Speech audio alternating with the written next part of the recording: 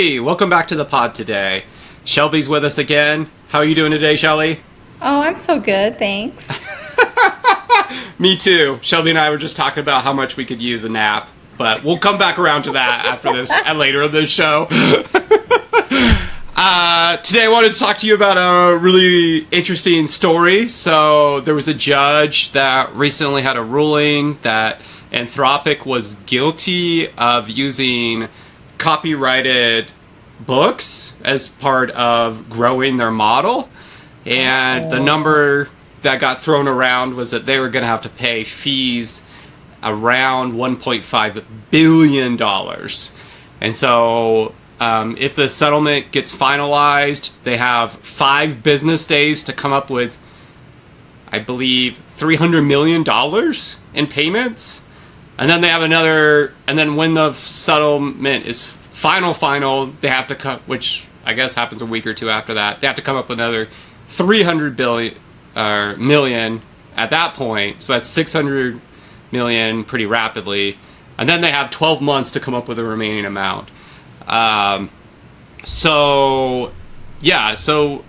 biggest thing here is we already have confirmation that Meta did something very similar, so I imagine that they'll also have a lawsuit against them, and I imagine that, OpenAI did something similar. So basically what they did is they went to, like, Annie's Library and these other websites that have a mass amount of books bootlegged on them, right? And they downloaded all the books, and then they used those to train the model, thinking that it would be fair use.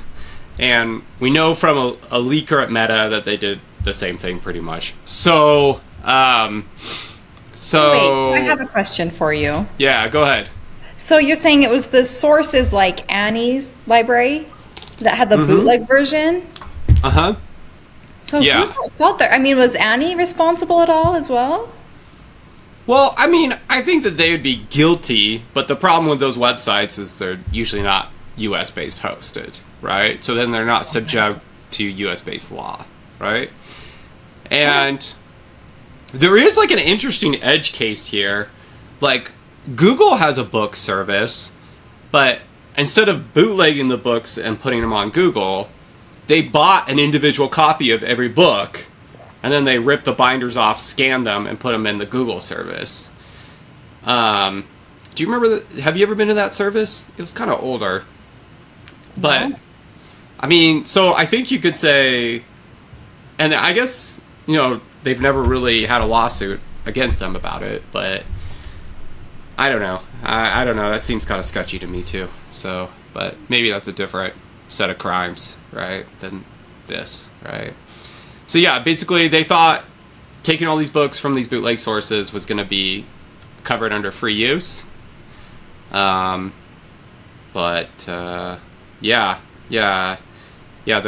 not forcing them to destroy the models that were trained on this. So that's a positive, I guess, because I'd probably put Anthropic out of business. But they are saying like you got to pay the people who own the copyrights for using their works. So that settlement is probably going to the owners of the intellectual property then, is that? Yeah, and they're toward them. Yeah, and they're estimating that each owner is going to get about $3,000 from the $1.5 billion suit. So, interesting enough, someone caught the judge outside of the courtroom, and he basically made a comment that 1.5 billion is basically like the bare minimum, right? Like potentially they could be on the hook for more. So really? Ooh. So we'll see what happens here, but the judge just said that $1.5 billion number is not anywhere, he said, nowhere close to complete. So I don't know, you can interpret that however you want, but interesting. I wonder what that e-discovery process looks like. My forensic experience is like, oh, How do you do that? Because a lot of AI is like kind of a black box, right? You can't always see its internals. Yeah, well, I guess as part of the discovery process, Anthropic was forced to give a lot of data about how they train the models. I don't know who analyzed that, but whoever analyzed it, they were able to confirm that, yeah, they were taking data from these sources and using them to train the models. And I don't see the number in front of me right now, but it was a lot of data to like forensically go through. Like, wow. Like the courts forced Anthropic to turn it over, and I can't remember how many gigs it was, but it was a lot. I remember seeing the number and being like, yeah, that must have took forever. So. Ooh, yeah, I'm sure. Well, and then, okay, tell me more about this process. So when you train an AI model, I assume you can't have it unlearn things, right? Because they put in, information that they didn't have rights to. I assume they can't just take it out, right? Like the model knows what it knows, right? Correct. So you'd basically have to like bake the model over again from the beginning.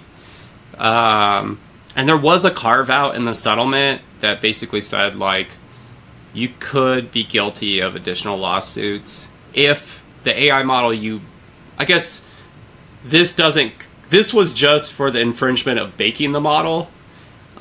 This is not for infringement of the outputs of the model. So like, let's say if I went to the model and was like, hey, can you quote me the entire Moby Dick story or something like that? And if it gives me the entire book, then the author of Moby Dick could sue them again under those grounds as well. So, so this was just for baking the model, right? And yeah, and you can't really just take that out. That would be kind of like, trying to do surgery on the brain or something like that. Like it's not going to be possible, but definitely when they bake the next model, which they're probably already doing right now, because these labs are just constantly baking new models, they're going to have to be thinking about like a lot closer about what data sets they're ingesting into it, right? So, aka, they're probably not going to be using these data sets to bake their future models, right? Yeah, it seems it was a little costly for them in the end. Yeah. They did just raise, Anthropic did just raise about $13 billion. And so, the investors in that probably already knew, they would have already known about this lawsuit because it's been ongoing. And they probably knew, like Anthropic probably disclosed to them, like, hey, we're probably going to lose this lawsuit or whatever. But wow. I think for everybody that's involved, they're like, well, that's just the cost of doing business. And it seems like, OpenAI, we don't have any confirmation on whether they infringed, but, I got to imagine that they did. And we know Meta did. So, there's probably more lawsuits coming to these other companies as well. So, yeah, we'll see. We'll see what happens. That's interesting. But could potentially raise the costs, right, of using the models, or reduce the quality of the models, right, in future model versions. But I guess we'll see. So. Interesting. What do you it's kind of like paywalling that, right? Because if someone's put in the work to make the intellectual property, and then everyone in the world can have access to it through an AI instead of going through a different channel, I can see their point. Yeah. Makes sense. Yeah, there's a lot of ramifications here. This is obviously like book authors that have the copyright to the books, but what about everybody else that produced copyrighted works on their web pages that have been scraped and used to bake these models? Are they also entitled to something? I'm not an attorney. I don't really know the answer to that, but this could be setting like a precedence where these labs are going to have to figure out a way to pay people for the data they're using to bake the models, which would definitely change the economics of creating these models drastically. Yeah. I also think about it for like artists, like traditional artists who are making paintings, who are making drawings. any form of art, we're seeing a lot of cases where their work is being just put into a model, and then like the one that I was thinking of was the Studio Ghibli. Have you seen those cartoon pictures of these cute little families? Everyone puts their picture in, and they get a cartoon image back, and it looks very cute, and it's in his style.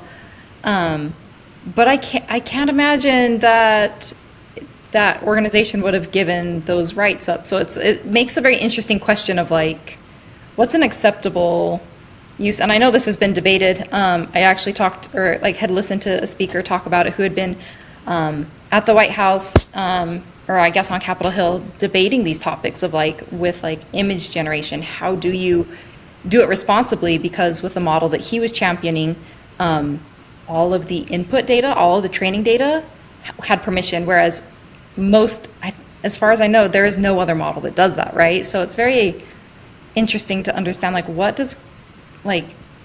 what should consent look like for someone who's putting out a photograph or an image or piece of data into the world? Like, because you put it on the internet anywhere, does everyone have the right to scrape it, right? I think it's an interesting question. Yeah. I mean, personally, I just wish there was like a robots.txt equivalent where you could just say, like, in it, like, I give my permission for AI to train on this, or I don't, right? And then but, a lot of the labs, researchers have found that they're just completely ignoring the robots.txt file. So even if the robots.txt file says, hey, don't index my website, they're still doing it. So I feel like we need like a AI.txt file, which like explicitly says like, bro, like you cannot use this to train a model or whatever. And that's a good solution. I mean, if it could just be respected, right? Observed generally. Yeah. And that there's a low chance of that being respected, but especially because like, okay, maybe if that gets in law, then okay, Meta and Anthropic and OpenAI won't spy your site directly, but then some other person who's in another like country will probably spider it and then just resell the data back to them, right? So I don't know. I guess it depends how those laws are structured. One thing that's really interesting that I just kind of thought when you were speaking is it's really interesting with most of the image generation models, if you specify like change this image into this other artist's style, they have no issues doing that, right? Like I was just doing that this morning because I wanted kind of like a retro 70s look for an image, and I found an artist that created a bunch of really cool ones, and I just put into the model. I was using ideogram. I just said, hey, make it in this style, and it totally made something that looked like that artist. But when you shift over to the music generators like Suno and whatnot, like I tried to tell like Suno, like, hey, make this song sound like Blink 182, and Suno was like, nope, cannot do that, right? It was like, I won't do that. But then I went to ChatGPT and said, describe what Blink 182 sounds like. And then I took the description of what Blink 182 sounds like, and I paste that into Suno, and it's like, yeah, I could totally do that for you. I'm like 100% on board, right? And so it's just kind of interesting because like in the music space, it's like, I mean, Suno and the others are saying like, no, you cannot put an artist name in. But in the image space, they're like, yeah, that's totally fair game. You can say Studio Ghibli or whatever you want to put in there, Ghibli or what, and so that, I mean, that's obviously like an inconsistency in in these different companies' interpretations of the law. So, it's a really good point. Like which one is right? Can we match them? I mean, I'm more like, honestly, I'm more lean on the like Suno side. Right? Like if you could describe what Blink-182 sounds like, I feel like that's fair game. But you shouldn't be able to say like just make this Blink-182 and get a knockoff. I don't know. I feel like that's really weird on the image side. I feel like that shouldn't be possible. But but the reality is, I mean, you're one step away from getting what you want anyways. So does it really matter? Probably not. Right? So anyways. What's your thoughts? I think that's a really good point. Like training it specifically on like a person's name or their band or whatever, like that feels pretty targeted of like basically stealing in a sense, like a lot of their life's work and the style they've developed. However, they can't own a whole genre or like rhythm or style, right? So like, yeah, I think that is a good line that Suno has drawn there. That makes sense. Yeah. Well, what cool. stories have you seen this week, Shelby, that you want to talk about? I'm going to lead you in with a scenario, kind of. So I'll ask you, have you ever uploaded an image to an LLM? Oh, yeah. Like today? Yeah. Just sure. like generally. Have you ever done that? Yeah, I think a lot of people do that, right? Yeah. Oh, yeah. Yeah. I do it all the time. I also upload images of my friends so I can troll them, right? You know, like make it like my buddy, his wife posted something on. Okay, this is probably a bad story, but his wife posted something on Instagram where they were on a hike. You know, but then like you could see the husband in the background, and he was sweaty, so he had taken his shirt off. So then I just zoomed in on him, and then I made some modifications. I gave him a lot of like chest hair.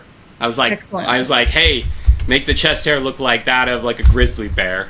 And it just had like this giant chest hair. And then I sent him back the image. And anyways, so I've definitely done that. So I'm guilty. Awesome. Guilty on all charges of that, Shelby. So. That's fine. No, this is not something bad. I'm just asking questions. Have you ever uploaded an image to an LLM that you did not generate? Like you didn't take that photo or image or whatever. Have you like taken an image from somewhere else and uploaded it? I mean, probably what I most frequently do is in Ideogram and in Sora and in them, you can see like this wall of images usually when you log in. So you can see what everybody else has already made. And I really like to scroll through those and be like, oh, I really like this, but you know, I want to change these elements. Like I want the background to be white and I want the text to say this and whatnot. So I'm definitely guilty of doing that a bunch. Because it's hard for me to come up with I'm not artistic in nature, but when I see something, I'm like, oh, that's cool, you know? So, yeah. So Cool. I'm guilty of that too.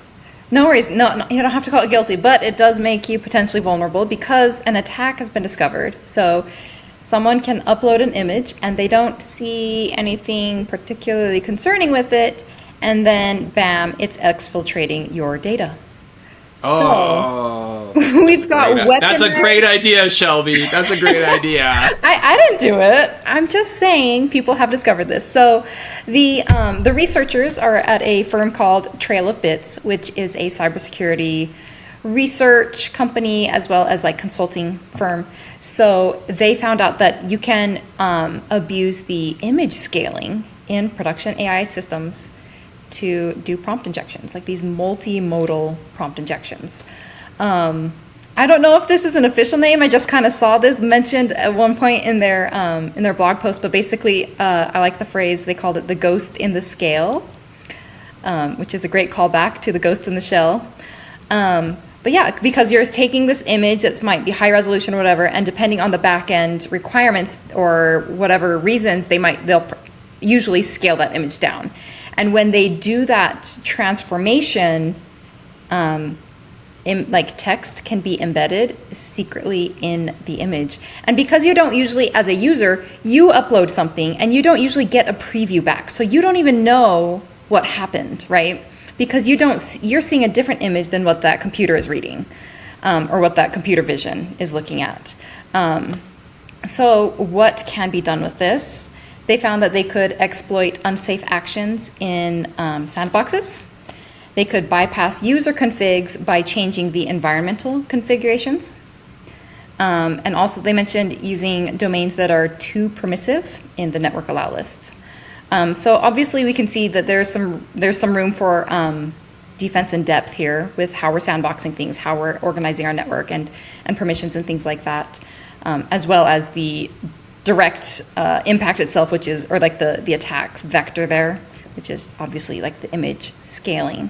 So let me tell you which these researchers, which AIs they found were vulnerable. There's Gemini CLI, Vertex AI Studio, Gemini's web and API interfaces, Google Assistant, GenSpark, and others. So there are more. So we counted off at least 6.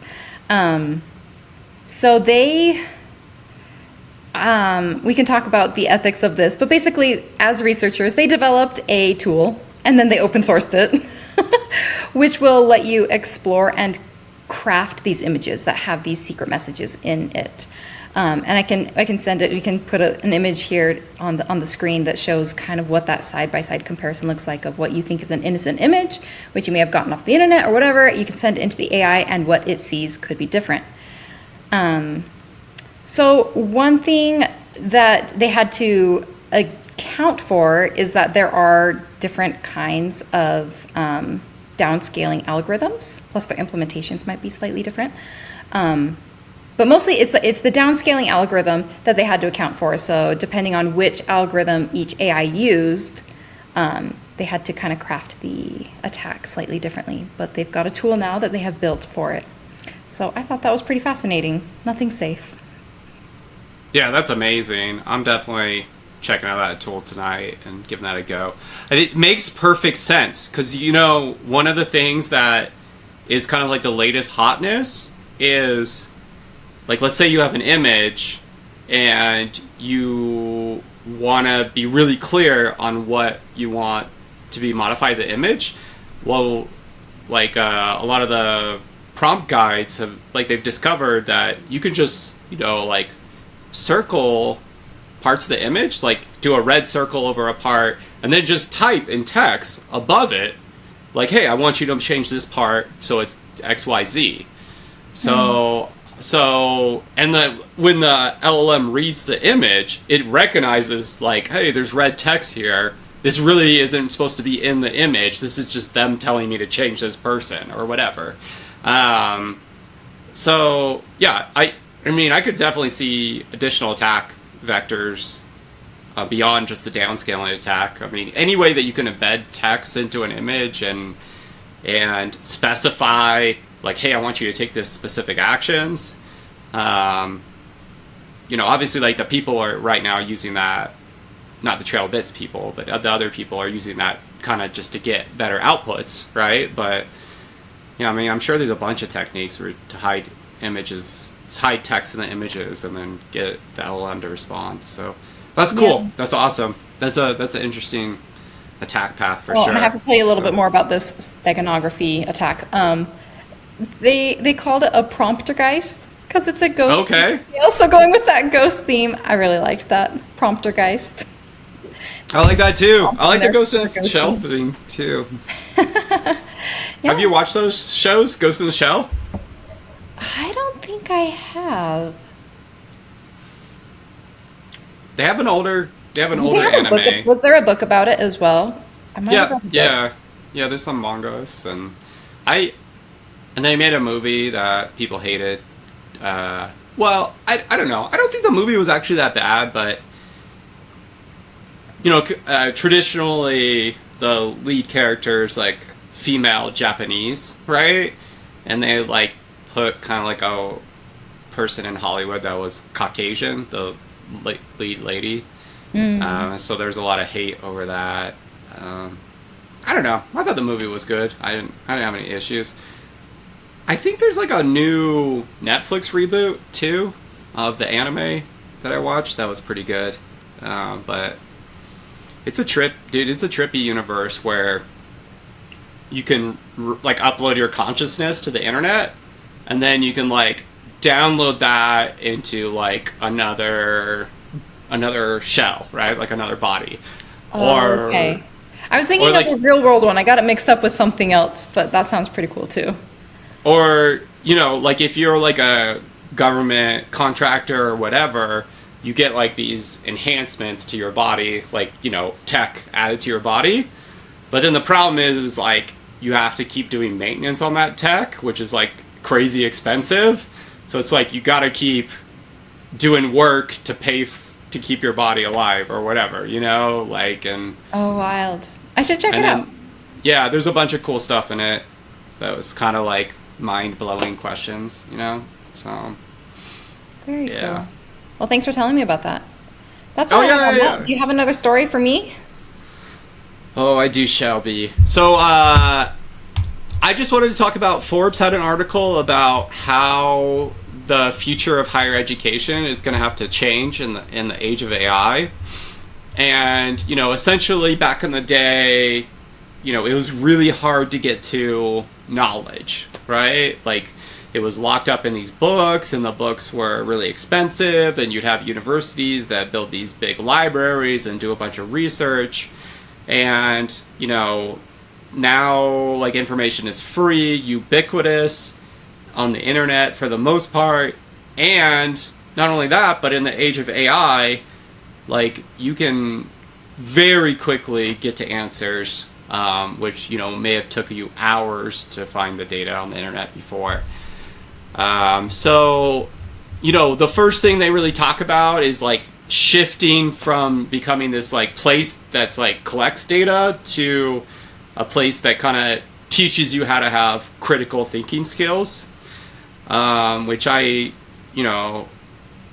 think is more important than ever, right? So, being able to not just get to facts and knowledge, but actually figure out, like, okay, how are we going to apply these to the problems, and how am I going to work with my peer groups and others to, build a solution that's going to scale. That's definitely tricky. And then the second thing the article talks about is, AI touches every discipline. So, you may have just been in, like, healthcare before, but now you're going to have to know, like, what's the intersection between AI and healthcare. And, same with law. Like, you were just an attorney or lawyer before, and now you're going to have to know, like, how do I use AI in my job to be more productive? So there's a lot of areas. And, I think we've seen this a lot with engineers that are developing code. But I think that's because, generally tech enthusiasts lean in fast and hard into the tech, right? I think there'll be more resistance in these other fields. But eventually, like, productivity gains are going to, force people to essentially, start using these technologies or get left behind in the market, right? So, and then the third thing they talk about is integrating more real-world experience into the college curriculums, which, that's been an area of concern, especially in the tech industry for, probably the last 10 to 20 years. You get college graduates that come out and they get their first job in industry, and, they don't have the skills needed to really, operate even at a basic level on the team. So they have to spend, the first year is kind of intense, right? At a job, you're really getting up to speed on what industry really wants you to know versus what academia really wants you to know. So anyways, I thought the article was pretty interesting. And, my hope is that, higher education institutions kind of, embrace AI and, like, see it for what it is. Like, this is like a force multiplier that could help our entire industry get more stuff, our entire economy get more stuff done. But, I've also worked with a lot of people in academia that are, very much like this is the way we've done it forever, so we're not going to change it. What's your thoughts? What do you think about this, Shelby? Yeah, that's interesting. It kind of reminds me of maybe what I guess maybe our parents experienced, where their education might have been more focused on, like, information gathering, and ours was more on, like, information sifting a little bit, right? Because Yeah. we have Google, we have the internet, and they didn't at that time. And so, like, their skill set was absolutely crucial for their time, and our skill set is absolutely crucial for ours. And it's, once again, we're seeing this paradigm shift, right? I taught one semester in college as just, like, a guest professor, and it was a lot of fun. But one of the things that actually, I guess it's a tangent, but I was thinking, like, I know at the kind of the early stages of AI adoption in general population, one of the concerns was, like, plagiarism. You've got AI checkers, kind of detect AI, and people trying to play this cat and mouse game of getting around that. And now that we're seeing a little bit more acceptance of like AI is here to stay, and like it is a tool, right, that we can use to improve our productivity and other things like that. So I'm curious to see how this could affect like the language arts, right? Because where a lot of us went through college and you're writing essays, you're gathering information and then writing essays. Is that skill still necessary, or is that a useful skill to have, or is that going to be one that's completely obsolete, right? So that's kind of just one particular aspect of it, but it is a big part of like higher education, right? So very curious. I think it's great that that we're getting more organizations that are feeling comfortable to, teach education in an AI-enabled world instead of pretending like it doesn't exist. But on the other hand, I also like wonder what's that balance of how do you help your students be educated so that they're not completely reliant on AI to know very common stuff that they should know, that they should have learned in middle school, high school, just kind of basic facts. But no, I think that's great. I think it's really good that they're taking a strategic approach to like, how do we help our students thrive and be ready to enter the workforce and be productive and be current and ready to contribute to society and bring their big brains. So I think it's cool. Yeah. My hope is that the educational institutes lean in on the new technologies, because I think that's where industry is definitely heading. And yeah, I think one thing, I didn't really have a huge appreciation for writing when I was in college. And I got a master's degree and I had to do a lot of writing in it. And the one thing I did notice is writing really helps you with the idea formation phase, as well as the how am I going to sell this to somebody else as a good idea type phase. And so maybe that's not the only tool to come up with those solutions, but it definitely helps with solidifying your own thoughts, right? Yeah. If you want to, and also, if you want to find out if you really know something, try to teach that same thing to somebody else, right? Mm-hmm. And then you'll find out where your gaps are, because you're like, yeah, I don't actually know how that works. You're like, I need to go back and check that. So true. I had another thought. I'm also seeing a parallel between this and like the invention of like a modern calculator. True. I might be a little old school, but I think it is very beneficial for people to understand the mechanisms of math before they get into just having the calculator do it for them. So I see it as kind of a progression. Like you need to understand the underlying concepts of it, and then once you've got it, use the tool that can help take out that work for you and move on from that point. So it's it's like using the human and their tools. So maybe that's the way it will be for AI, is like you've got to learn how to write, you've got to learn how to do math and think, and then once you've got that figured out kind of manually or like taught and mastered for the students, then you can introduce AI and have them use it as a tool to speed up their work and improve it. I don't know.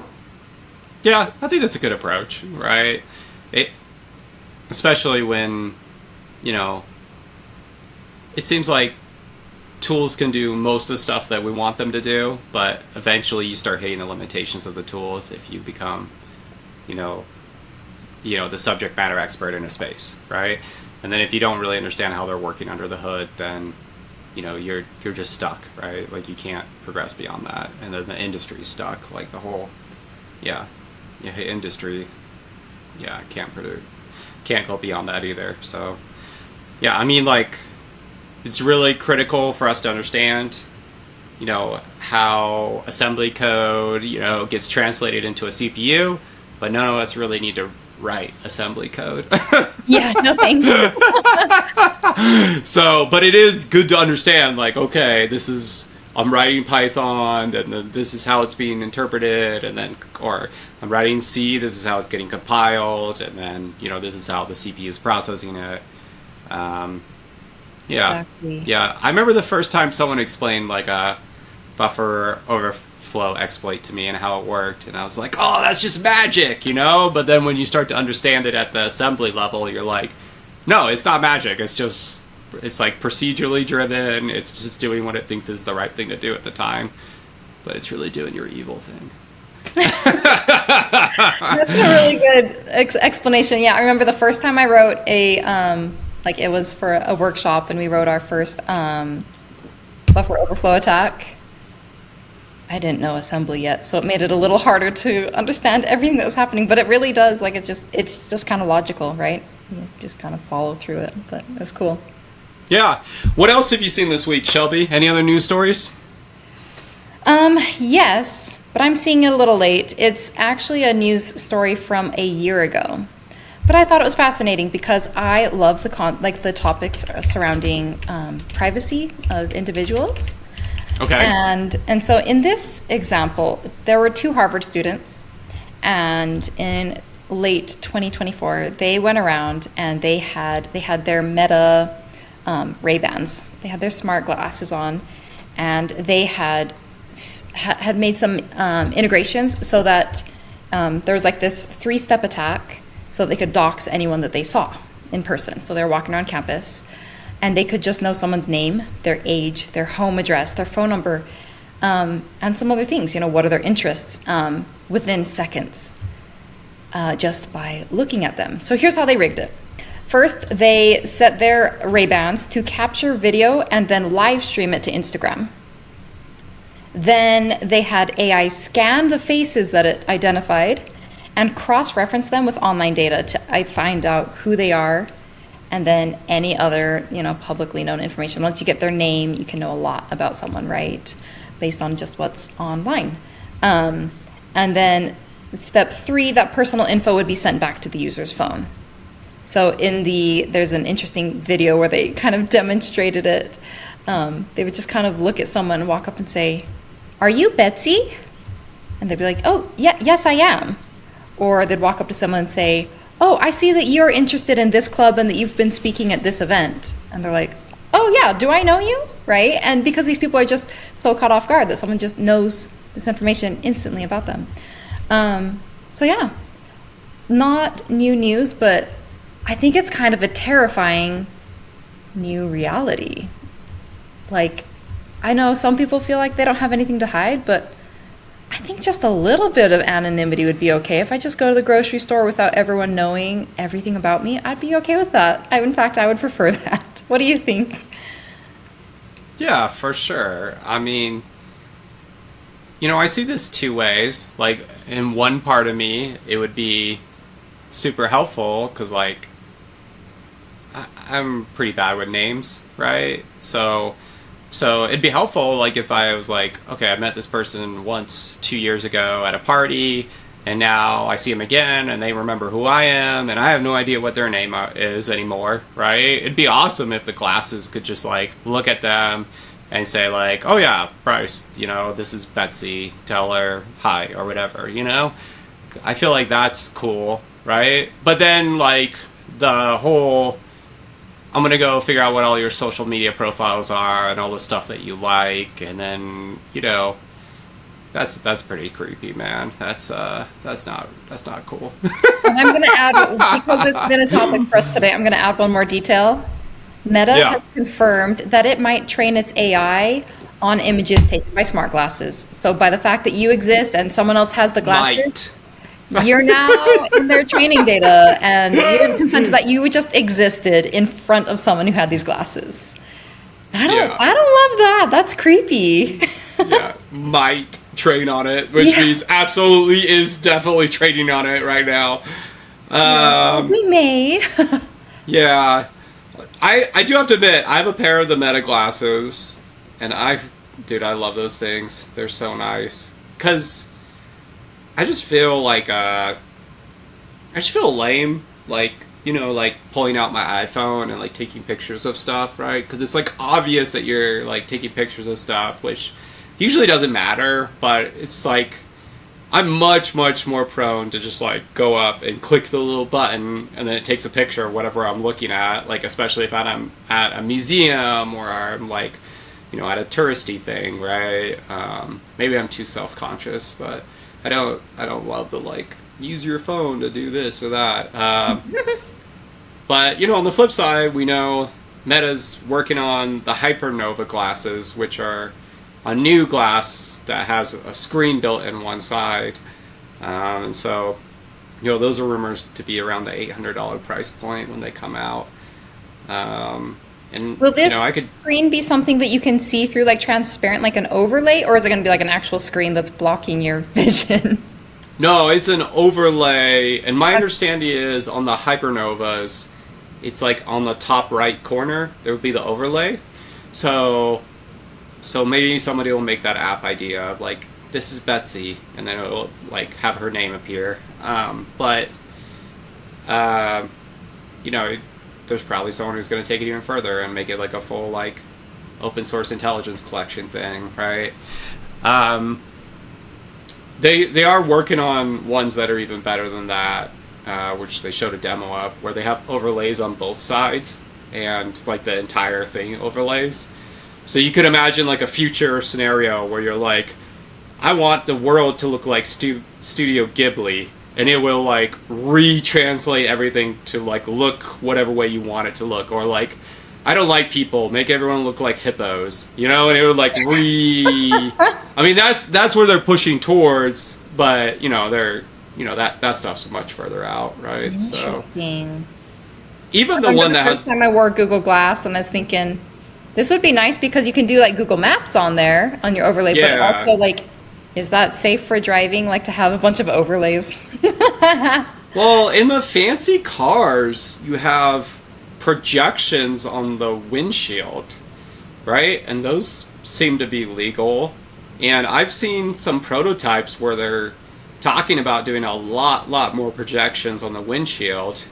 So like you can imagine a future where like your entire windshield around the sides of it are like data about your car or the radio or whatever. And for some reason, nobody seems to care about that. Maybe because it's like not like in most cars yet, but I mean, there's definitely fancy cars right now that have the projections on the windshields, not in the middle, right, but around the edges. So hopefully soon it'll be like irrelevant if once the cars start driving themselves. Yeah, I kind of think the projections on the windshield is kind of nice, because one of the things that I tend to do is I like look down, and if you look down at like the odometer or whatever, then you're not looking at the road, right? So if you have that same data and it was on the windshield transparently, I feel like that's a net positive, but yeah, it's just better if the car's driving. Let's be honest, Shelby. Humans shouldn't be driving out there. Cars should be driving. Yeah, good point. Have you ridden in one of those Waymos, the driverless cars? No, I haven't. I did it in San Francisco. Nice. How was it? Yeah, it's super nice, man. It's just, I ran into some issues, right? Like, it worked great on one ride. On the next ride, the car right in front of the Waymo, like, collided with another car. And so then, like, it was an accident, right? And then, like, everybody else knew they should get around in the third lane to go around these cars. But, like, my Waymo was right behind the accident car, and it just had no idea what was going on, man. Oh, and, shoot.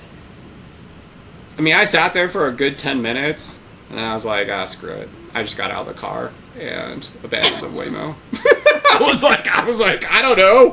I was like, it's obviously not going anywhere. I was like, I mean, the Waymo wasn't, to be clear, the Waymo was not involved in the accident at all, right? Okay. Yeah. Okay? Like, the Waymo saw the car in front of it stop, and it stopped, but then, it was like a wall of these two cars that had collided. And then everybody else knew, like, okay, we'll just go around them, right? But then the Waymo just sat there thinking, like, oh, eventually that car's going to go forward. But it's like, no, dude, like, the police are going to come and blah, blah, blah. And I was just like, I don't know what. Bug's Life? No. What's that? What happens in Bug's life? I seen that like a long time ago. But not Yeah, so recently. there's just a spot where the ants are following each other. They're doing their Yes, job, and the exactly. leaf falls, and they panic because they don't know what to do because there's a leaf, and they don't know Yeah. to walk around it, right? So I ran into that issue. The other issue that I ran into was I called the Waymo, but you know, like it takes whatever 5 minutes for the Waymo to show up, and the Waymo shows up, and my phone just runs out of batteries, like hard off, right? Because this is at like 2 a.m. at this point, and that Waymo would not open the doors, right? It just, because there's no way for me to say like, yeah, that's like, you're supposed to say something on the app when it pulls up, like, oh yeah, I'm here, or something like that, and then the doors unlock and you get in. Dude, I cannot get into the Waymo. Oh, And funny. so at like 2 a.m., I was like, okay, my phone's dead. I don't have a battery. I walked from one side of San Francisco to the other, just back to my hotel, because, I mean, it was a long walk. Probably took me like 45 minutes. Yeah, but the Waymo came. It wouldn't unlock the doors. Which, so, I don't know. Make sure your phone's got batteries. Make sure the car in front of you doesn't get in an accident. And it's great. It's great. You hit the edge cases, Bryce. The 99% of people don't have those experiences. Those are very edge cases. Yeah, I agree. But I feel like I always hit the edge cases, right? You know, like, I feel like anything that could possibly go wrong will go wrong when I'm, like, trying something. So, Shoot. Yeah. I don't know. Hope you have better luck next time. That's rough. No, I kept using it even after those scenarios, so Okay. it wasn't like I was like, oh, I'm abandoning this. Like, obviously the phone dying thing, like, that was kind of me being an idiot. And then the car accident thing, like, I don't know, if I was driving that Waymo, it would be pretty difficult. Like, if I was driving a car and the car in front of me got in an accident, in that same scenario, it'd be pretty difficult, because it's not like I can just, like, you know, slide over or whatever. I'd have to, like, back up, but then there's cars behind me, so it's like I'd have to back up and go that way, and then, I don't know. That would be a mess, too. So, I don't blame the Waymo in this scenario, but I do have to say I've had some unusual Waymo experiences, so, yeah. Funny. There you go. There's all my pro tips for you. So, Just If picturing wha- you getting out of the freeway or something, just stepping out of your car. You're like, this car is confused. I'm out. that was basically what I did. I got out of the Waymo, and like everyone was looking at me like, "What's going on?" And I'm like, "Whatever." It's all like gridlocked anyways, and I was like, I'm That's abandoning so this. funny. Yeah. All right. Anyways, Love I've kind of forgot what we're doing, but have you seen anything? I saw something really cool this week.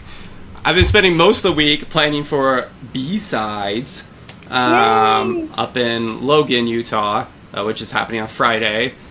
And then once that gets over, I'm going to cut over and start playing Borderlands 4. So Borderlands 4 is a video game. It comes out later this week.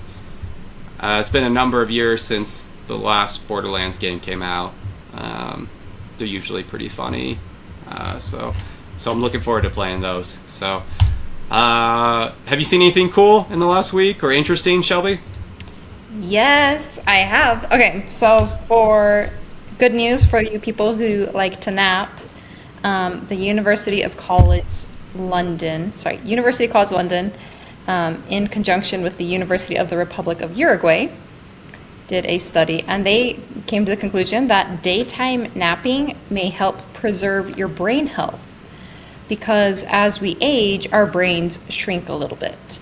And if you take a little nap in the middle of the day, that can help delay that process. So you have more brain mass to work with. And also that even like a brief nap, 5, 10, 15 minutes, can instantly improve your performance. So that's pretty cool. I think this is a sign that the universe is telling us that we should all take a nap today. Siesta time. Yeah, I'm all for a good nap, man. Especially as I get older, I just feel like I get burnout faster. And then if I take a nap, then I'm like high energy for the rest of the day or whatever. But I feel like for me, there's two different types of naps, and I don't know if this is not based on science, so don't misquote me. What Shelby said is based on science. What I'm telling you is not. I probably heard it on Joe Rogan. No, just joking. No. So I feel like if my body's tired, I could do like a 20 to 30 minute nap, and then I wake up, and then my body is like good. Like I'm like good for a long time.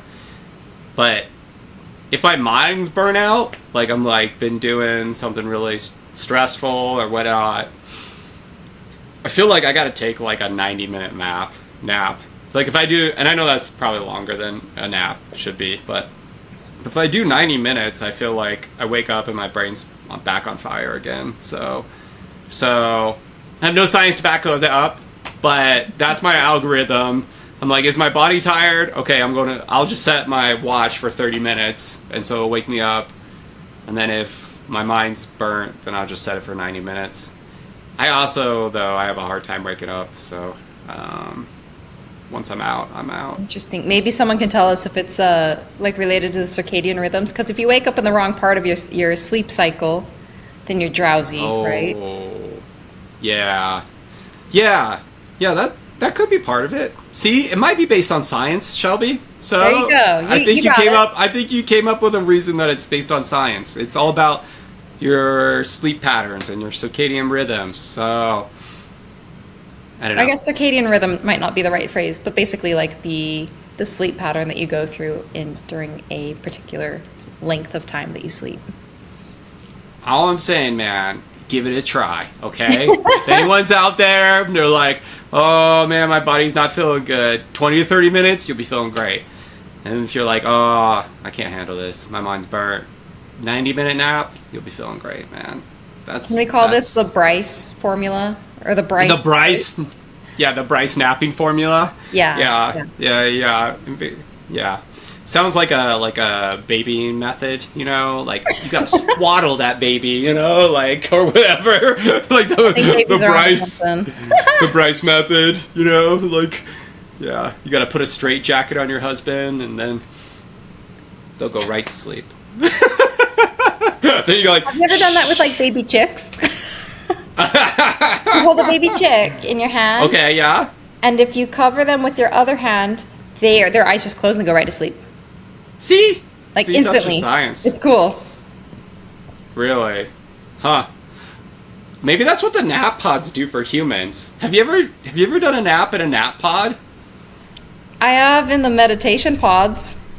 Okay. They're technically not for naps, but I'm here for a nap, let's be real. I've never been in a nap pod or meditation pod. Do they just close on top of you, or how does they work? I've only been in one, and it's just got like a hinge, and it's kind of like this egg shape, and you just pull it down on you. It's got this little dome. And the one I had, it could, well, not me personally, but the one that I was in, like it had lights and could do like different waves and stuff or whatever. But that's cool. That's sweet. I loved it. Yeah. I've never been in one, but if anybody wants to send me one, I will try it. Send it to Shelby's house. Send it to Shelby's house. Bryce, are you getting enough sleep at night? Definitely not. Let's be honest. Definitely not. I did not get good sleep last night, but that's what naps are for, Shelby. That's what naps. Yeah. I don't know. Let's wrap this up. It's nap time. Exactly. All right. Anything else you want to talk about, Shelby, or me? No. I'm all set. Sweet. Thanks everyone for tuning in. We'll see you next week. All right. Bye. Bye.